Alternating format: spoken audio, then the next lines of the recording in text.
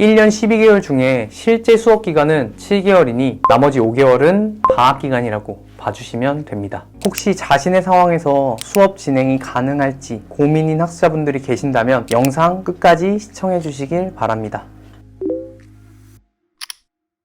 안녕하세요. 학점은행제.com 명수쌤입니다. 오늘은 많은 학습자분들이 궁금해하시는 학점은행제 수업 진행에 대해서 설명드려보려고 하는데요. 시간이 조금 지나긴 했지만 제가 2016년도부터 2017년도까지 학점은행제를 직접 공부했었고, 그리고 또 나름 열심히 수업 진행을 했기 때문에 수업 진행이 어떻게 되는지 생생하게 기억하고 있습니다. 저는 학점은행제 공부를 시작할 당시에 직장을 다니고 있었는데요. 그때 당시에는 좀 이런 설명이 많이 없어서 정보가 부족해서 무조건 시작하고 봤었는데, 혹시 자신의 상황에서 수업 진행이 가능할지 고민인 학습자분들이 계신다면 영상 끝까지 시청해 주시길 바랍니다. 불필요한 설명은 생략하고 바로 시작하겠습니다. 우선 학점은행제 수업은 1학기 15주 과정으로 진행됩니다. 15주 과정이면 대략 3개월 반 정도 걸리는 과정으로 1년에 2학기 존재하기 때문에 실제 수업 기간은 7개월 정도밖에 되지 않습니다. 1년 12개월 중에 실제 수업 기간은 7개월이니 나머지 5개월은 방학 기간이라고 봐주시면 됩니다. 준비 과정이나 플랜에 따라 조금 차이가 있을 수 있지만 방학 기간 동안 자격증이나 독학사 등을 합격해 주신다면 학점은행제 기간을 단축시킬 수도 있습니다. 그러면 이제 15주 동안 진행되는 수업 과정에 대해서 좀 설명을 드려보겠습니다.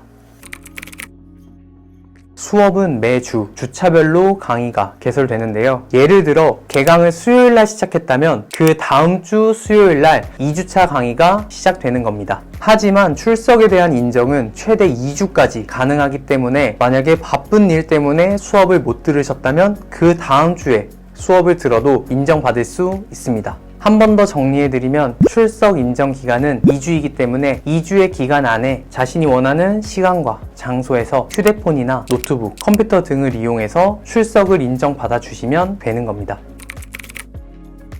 이건 제가 실제로 실수했었던 부분인데요. 15주까지 모든 수업을 마치고 나서 최종적으로 성적을 받아보니까 출석에서 한 주차 미출석 주가 있더라고요. 해당 사항을 교육원에 확인을 해보니 제가 언제 한번 마지막 강의 부분을 몇 초 듣지 않았는데 그 부분 때문에 출석률이 99%여서 출석에서 감점이 된 적이 있습니다. 그래서 혹시 학점은행제를 진행하시려는 학습자분들이라면 끝까지 꽉 채워서 수업을 들어주시면 좋을 것 같습니다. 이 부분만 잘 알고 계신다면 학점은행제 출석 부분에서는 전혀 문제될 게 없습니다.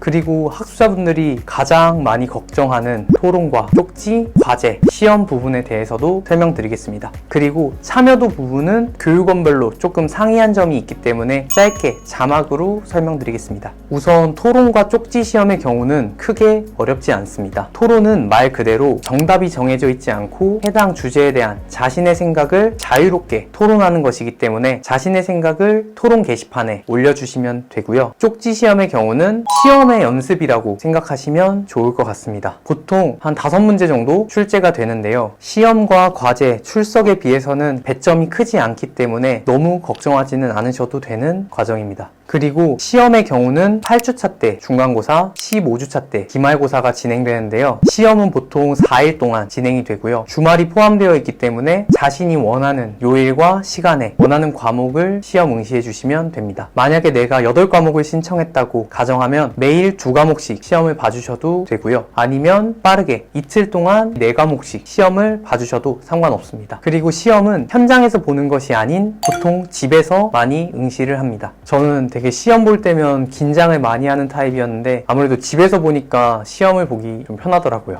그리고 마지막으로 과제 부분 설명드리겠습니다. 과제는 교육원마다 조금씩 차이가 있을 수 있지만 보통은 4주차 이후에 과제 주제를 교육원에서 알려줍니다. 보통 한 달 이상 기간적으로 조금은 여유가 있는 편인데요. 중간고사 이후에 제출하는 경우가 많아서 많은 학습자분들이 시험을 염두에 두다가 과제 제출을 잊어버리는 경우가 많더라고요. 그리고 저 역시도 그래서 과제를 제출 못한 과목도 있었습니다. 평소에 굉장히 꼼꼼하신 분들이라면 크게 문제되는 경우가 없지만 직장을 다니거나 주부이시거나 군 생활을 하면서 공부하시는 분들의 경우 잊어버리는 경우가 많이 계시더라고요. 이런 부분을 잘 알고 수업을 진행하시는 게 학습자분들에게 가장 좋은 방법이 될 것 같고요. 더 좋은 방법은 학점은행제.com과 같은 직접 학점은행제를 공부해봤던 담당자와 함께 수업 진행하신다면 시작부터 마칠 때까지 모든 교육과정을 자세하게 1:1 담당 관리를 받아보실 수 있습니다. 오늘은 학점은행제 수업 진행에 대해서 자세하게 설명드려 봤는데요.